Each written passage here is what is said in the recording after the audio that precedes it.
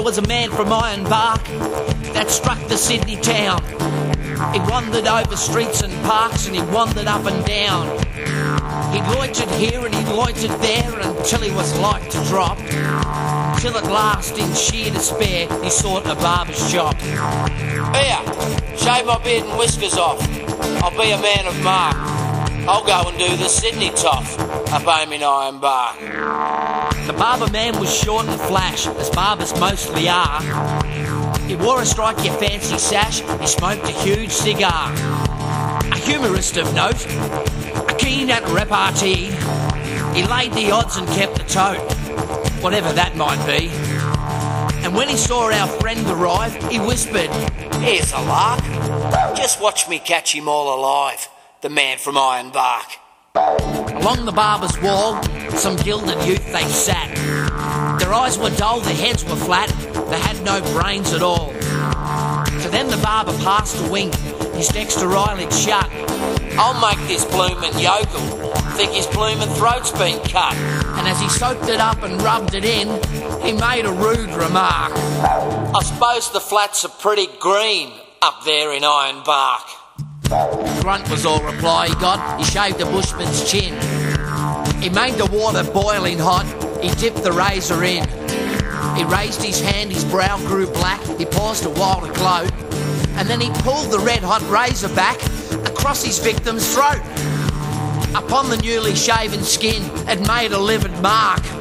No doubt it fairly took him in, the man from Ironbark. He fetched a wild up-country yell, might wake the dead to hear. And though his throat he knew full well was cut from ear to ear, he struggled gamely to his feet to face the murderous foe. "You've done for me, you doggone beat, one hit before I go. I only wish I had a knife, you blessed murdering shark. You'll remember all your life, the man from Ironbark."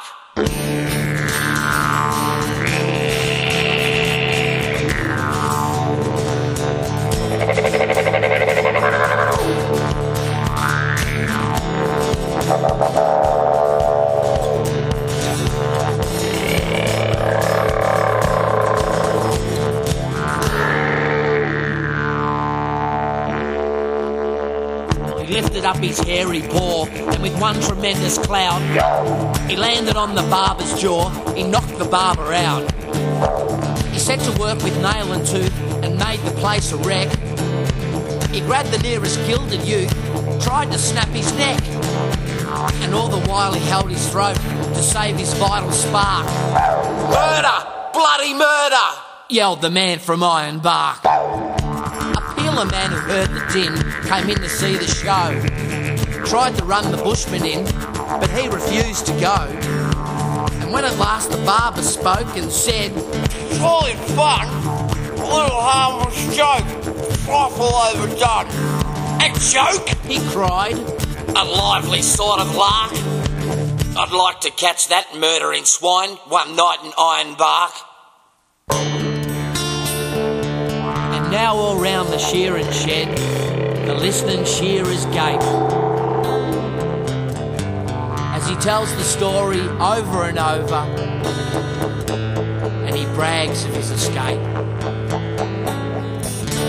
"Oh, them barber chaps that keep a tote, by George, I've had enough. One tried to cut me bloomin' throat, but thank the Lord it's tough." And whether he's believed or not, there's one thing to remark: flowing beards are all the go up in Ironbark.